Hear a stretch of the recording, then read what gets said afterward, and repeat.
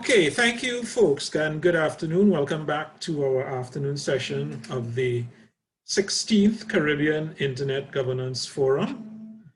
And I'm Nigel Castamere from the CTU Secretariat. And as we go straight into our program this afternoon, as promised, we'll begin with an initial presentation. The initial presentation this afternoon is from Mr. Yacine Khelladi. And Yacine is the Latin America and Caribbean coordinator for the Alliance for Affordable Internet. And he'll tell us all about them, and he'll focus on their specific initiative, which is something on meaningful connectivity. So without further ado, I will ask Yacine to take the floor and give us his presentation. Yacine, all yours.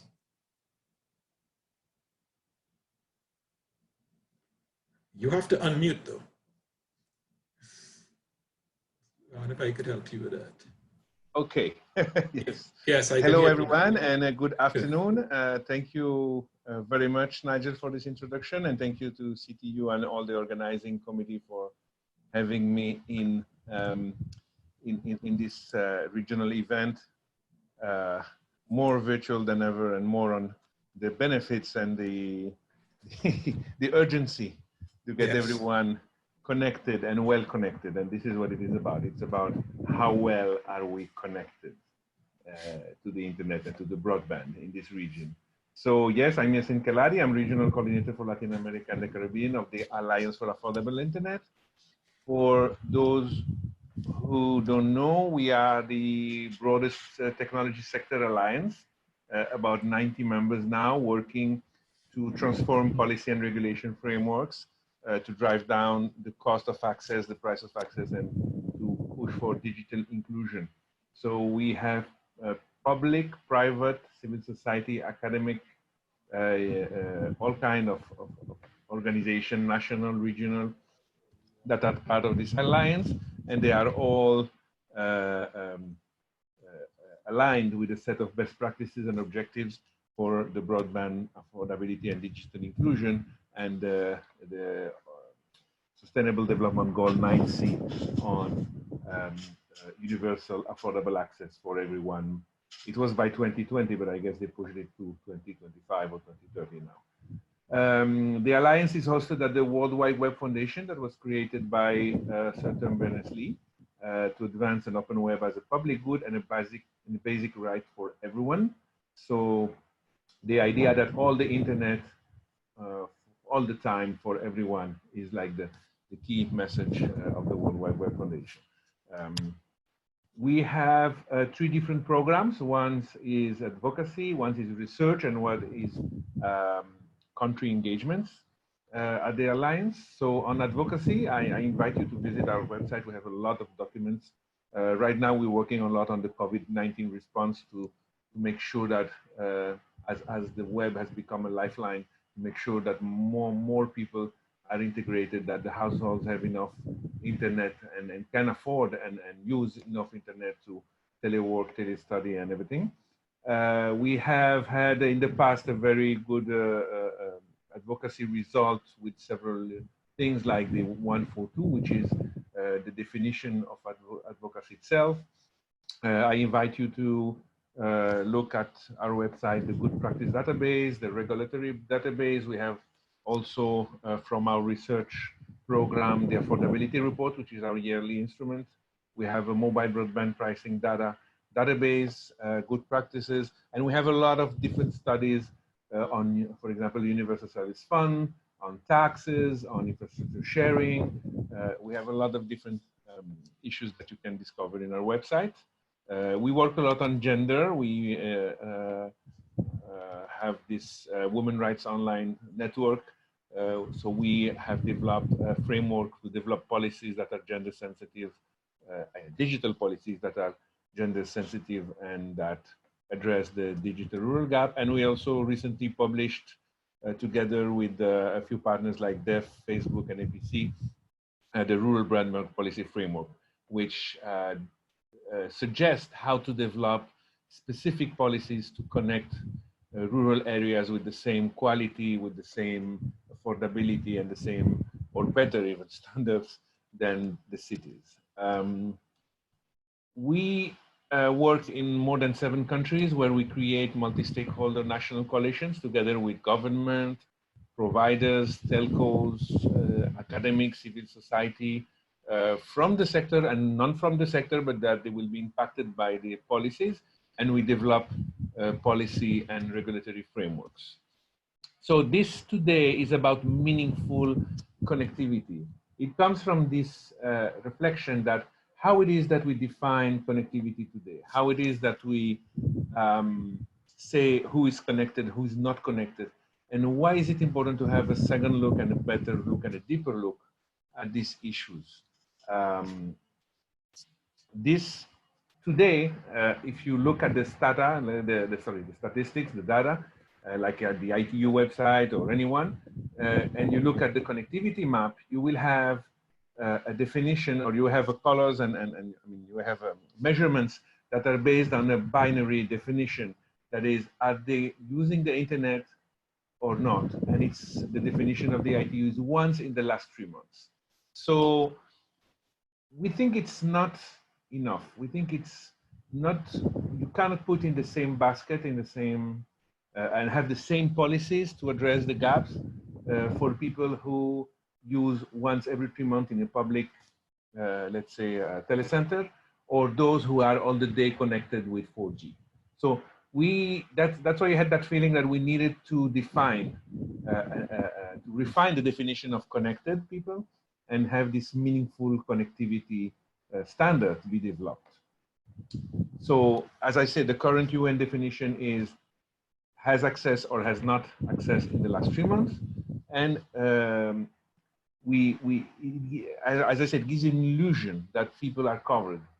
In some countries, and especially now in times of COVID, well, I live in Dominican Republic, would say, no, but we have 70% of people are connected. But how well are they connected? How many data they can access every day? Do they have the right device? Because now with COVID, we see that in fact, it's much, much lower, the people who have the capacity to be resilient, to respond, to continue to work or strive or study or learn. The households in particular that were considered connected, now we can see that they were not really connected, or they were with a limited connectivity. That's why the idea of the standard. So the standard has to be relevant. So it has to be relevant for policymakers and for developing, implementing, and monitoring policies. So it has to be also measurable. It has to be based on evidence. It's not theoretical. It's really on what do the users need and how they understand or how they access what they need. It has to be gender responsive. That's something transversal we put in our work because of the inability to close the global divide without attending the gender divide. And the concept we have of this open internet access has to exclude what we call artificial restrictions. For example, the zero rating platforms that only allow you to navigate a portion of the web or a selected part of the web or selected services and apps. So we wanted to make sure that when we define what is meaningful, we take into account all these definitions. So the different aspects is sufficient speed, and what we mean is that people can watch a video or stream or access a stream, sorry, or stream themselves. Have enough data so they can download big things, movies. We don't exclude entertainment of a normal use, and we think it has proven to be very relevant now. Sufficient, a smart device so they can not only consume but also create, take pictures, create multimedia, etc., and sufficiently relevant use in terms of time and the number of times they can access it, so it supports their daily life. This work has been based on research. So we have done a lot of surveys, I mean, a few surveys in a few countries, and we've done a lot of background and consultations, and we come up with these dimensions. And when we say sufficient speed, we say now, I mean, we want to set the standard at the level of 4G. I know 4G is a technology, it's not a speed, But right now, for the users, the easiest way to understand the different speeds is 4G. So that's what we put as the standard for that dimension. So smartphone as a device. There was a lot of discussion on, is smartphone enough, or would be a computer the minimum standard so people can have a meaningful use of the internet? And based, I mean, there are really a lot of discussion on that specific point. But based on the surveys and all the discussion, we decided to keep smartphone. But this definition and this standard that we hope will be adopted globally will be, I mean, all the countries and the policymakers and those who measure the progress of public digital policies will have the opportunity to adapt it to their realities and to change. But it's a minimal. It's not, doesn't mean that they have, that's the goal. It's just that this is the minimum threshold for that. So sufficient data, people should, to be considered that they have a meaningful connectivity, should have an unlimited data connection. It means it doesn't cut after a certain amount of data, at least at home or at a place of work or study. In one of these places, they should have some unlimited data that we can consider them that they are meaningfully connected. And the frequency of use is daily. People should be able and could be considered as meaningfully connected when they have a daily use of the internet. I already explained this, but unlimited access at home together with 4G and ability to use it every day with a smartphone at minimum. So the following slides are more explaining. I already did why does it matter to have a 4G for the multimedia content, that 3G is not enough, and so we set that standard so we can measure it. People want to receive and create audiovisual content. Also very important, the lower gender gap related to the device is with the smartphone. So smartphone seems to be, let's say, less prone to wider divides in terms of gender. So I already said about the amount of data available.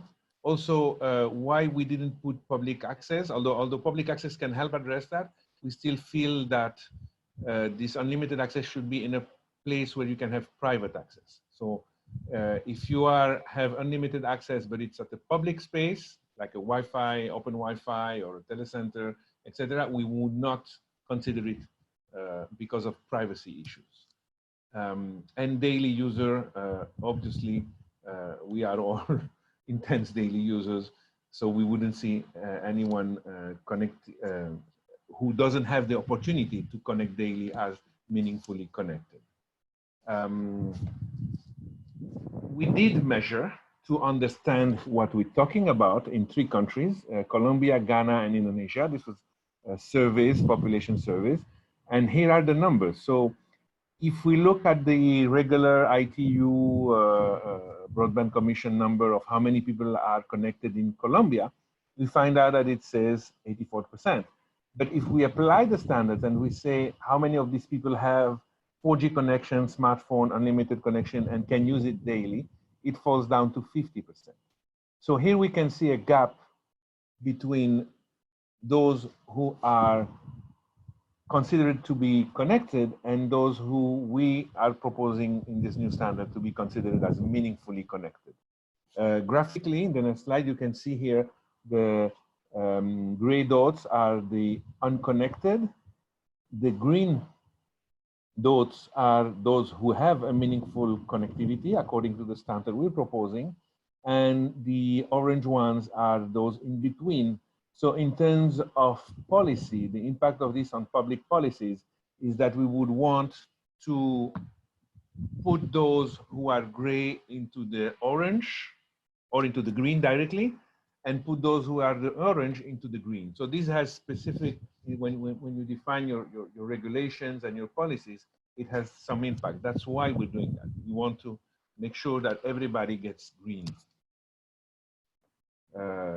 So this is what it says here. What is the goal? To bring the connected online, extend meaningful connectivity to the margin, so get the orange green, and ensure that access is affordable and meaningful for the greatest number possible. So now we are working on developing a toolbox, a set of instruments to transform this standard into a tool for policy with very concrete tools and pilot projects. Projects we're going to pilot in several countries where countries are interested in adopting this as a standard for measuring who is connected and who is not connected. So it's an ongoing work, and it will. I mean, we will be very happy to collaborate here in the region, in the Caribbean region, with governments, with statistic offices or other bodies that have interest in looking a little bit deeper and have a better picture of who is connected and or how those who are connected are connected. So that's the proposal we have for this meaningful connectivity. So now I open to any question, clarification, debate, or I don't know what's the format, but yeah, I'll moderate for this session. Thank you, Nick. Well, maybe in my position, I'll start by asking a clarification. It says meaningful connectivity. Meaningful for one country might be different for another country, but you have some very specific standards being proposed here, and I'm wondering why choose the word meaningful as opposed to say minimum, which is probably a little more precise. Any comment on that? And there was another question I had at the top of my head, but it escapes me right now. But meaningful or minimal? That's the question. These are the minimum threshold for meaningful connectivity. But countries that we're proposing as a global standard to be comparable across countries. But countries can and should adapt that to their reality and to their possibility. So it's not hard written on the rock that it has to be that one, but that's what we are proposing as the global standard. Now, if a government wants to use the concept of meaningful connectivity, so to look at not just who has a connection, who connected in the last 3 months and who didn't, but a little bit more, who is really using every day and have better understanding of the divides, because there's not just those connected and connected, there's those now ill-connected or not, or poorly connected. So we are proposing that as a standard, but really it's really up to the government who will adopt that to change. But that's the minimum thresholds we're proposing. Okay. And we're proposing that, just so you know, at all the major like Broadband Commission, WSIS, and other forums where we are active members, ITU, with the Broadband Commission. So we are pushing for having that as a global standard. Right. Okay. We have Rodney Taylor. If you can see the Q&A box, we have a question from Rodney Taylor. He's saying regional governments have been asking for 0 rating of government websites in CARICOM to enable citizens free access to websites, in particular offering social services. He's asking, is this at odds with the principles of net neutrality? And I'll also ask, is this at odds with the concept that you mentioned there in your presentation? Yes, we would not, I mean, for this particular standard, we have done a lot of research on 0 rating.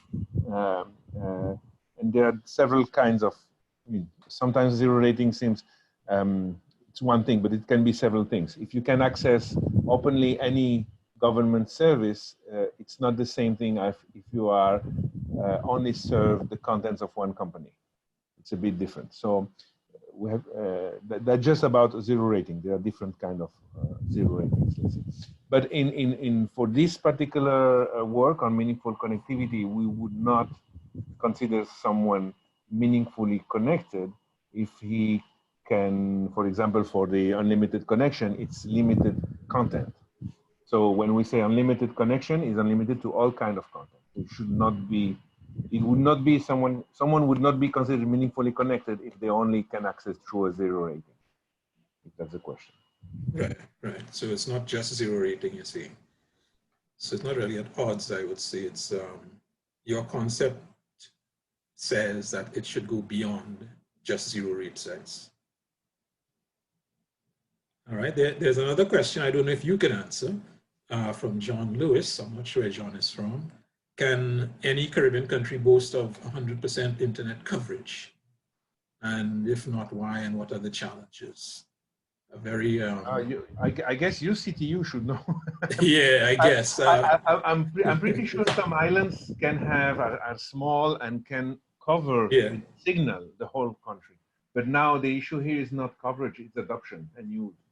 So if I have a population covered, why is only 60 or 70 or 50 or 40 or whatever percent only using?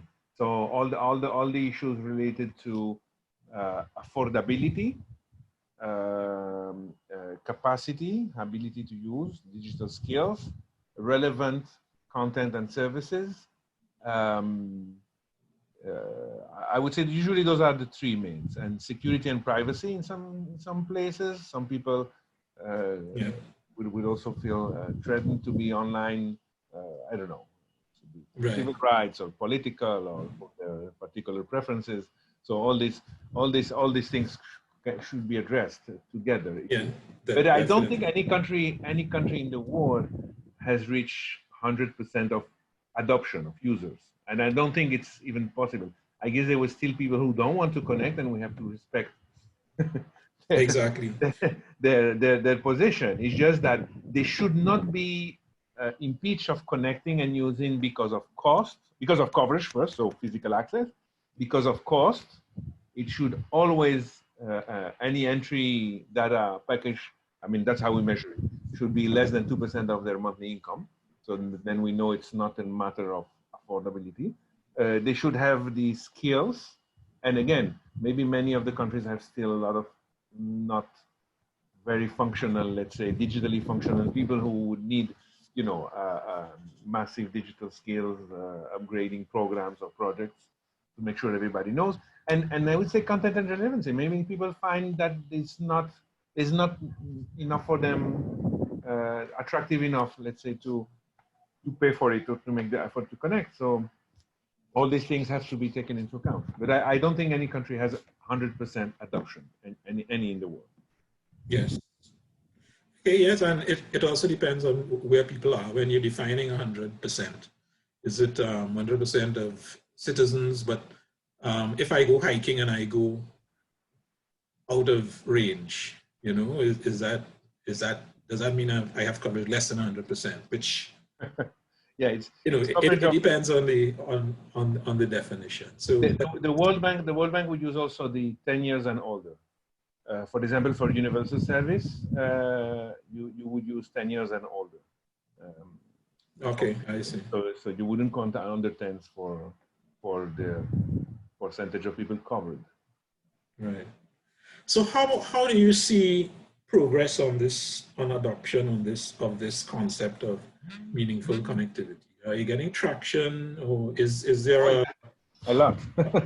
Really a lot. A lot of governments and a lot of regional bodies are currently in discussion with us and among themselves to look at that, and we hope that by the next I think in September, or I don't know if it's been moved or not, the Broadband Commission meeting will have a look at it. And we also we now just reached an agreement with the ITU to, I mean, on other things like the broadband, the mobile broadband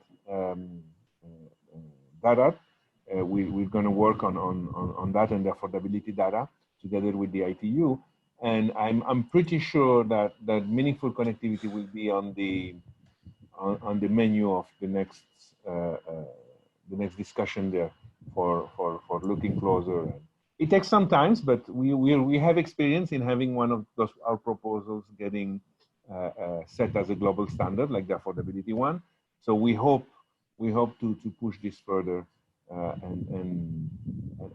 we really would like, and I really like, when we can work together with national governments or National Statistics Office or whoever is in charge of these ICT data and monitoring of the progress of digital policy, and try and see how much it changes and how much it changes your vision and how much it can change your policies. Because I see this is the goal. The goal of this is really to have more targeted policies. You want to know, we have a framework for gender, we have the rural branded framework, which we encourage countries to adopt to set specific policies for these specific populations, and that's where we want to go. We want to have better policies, to have better social inclusion, digital inclusion. Sorry. Okay, Rudy Daniel is asking, would you say that meaningful connectivity provides us with a platform to define quality of service standard?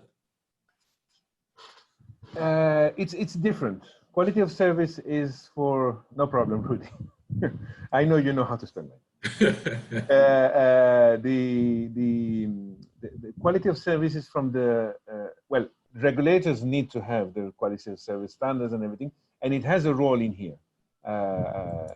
But this is more from the user perspective and the usage perspective. So quality of service is in here. We need speed, and we need enough download, enough data. We need to be able to access every day, and we need the right device. So within all that, the data and the speed, quality of service is somewhere there. So if a country finds out that the people are not getting the speeds, or they're not getting the how do you say, when the signal doesn't cut, how do you say, redundancy? No. Well, they're not getting the levels they need to ensure that people can do all these things and have the right speed and have the right amount of data, then there is a problem of quality of service. So, right. So it is somewhat embedded in there. Right. And with respect to meaningful connectivity, do you adhere to ITU and other standards bodies with respect to broadband speeds? Well, yes, we use the definitions in some point. But here, and this has been very tricky in this work here, is that the 4G, which is not a speed, it's a technology. Right. But because people would not understand the concept, would not be able to tell us what is the speed they're actually using and what is the speed they aspire, they used 3G, 4G as a proxy, let's say, for. So it's not, again, what we, and the countries can adapt that and have their own standard, measurement for the speed part.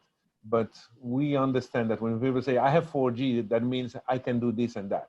So I can stream, I can receive this, I can watch the game without, the cricket game, of course, without interruptions, etc. So these are the kind of things we tried here because that was based on surveys and asking people what they do and what they want and what would allow them to do what they need to do. And this was why we used 4G. But it's not about the technical standard, it's about the speed. So we didn't use the specific definition of the broadband speed of the ITU, but we use that as a proxy. All right. Thank you, Yacine. I'll leave it there for now. I think it's an interesting initiative, this meaningful connectivity, and given the additional demands being placed on us for ICT in this post-COVID world, the importance of connectivity that is useful is paramount. So thank you very much for this presentation. And I think we will look at the A4AI website for all the treasure trove of information that you've mentioned. You will find a lot of treasures in there. And please, any country, government, civil society organization, or technical body that wants to know more about this, please contact me. And if you think your country is open to try and for the adoption, as we are developing the tools for that, we'll be very glad to continue the discussion. Thank you very much to CTU for the opportunity of presenting this. Okay, just before I leave, I just see a late breaking question. Is there any preference in meaningful connectivity to have more fiber to the home access as opposed to mobile? I, No, I guess no, no. Yeah, no. Whatever, ideally fiber to the home, but in some places it's not cost effective. So, but if you yes, have the speed, the quality, and the right, amount of data unlimited, if it comes to yes, a wireless signal and it's usable at the home, should be the same thing. you qualify. It's yes. Oh, We're technology neutral. What we want is the result, right. capacity of using it. All right. Thank you very much.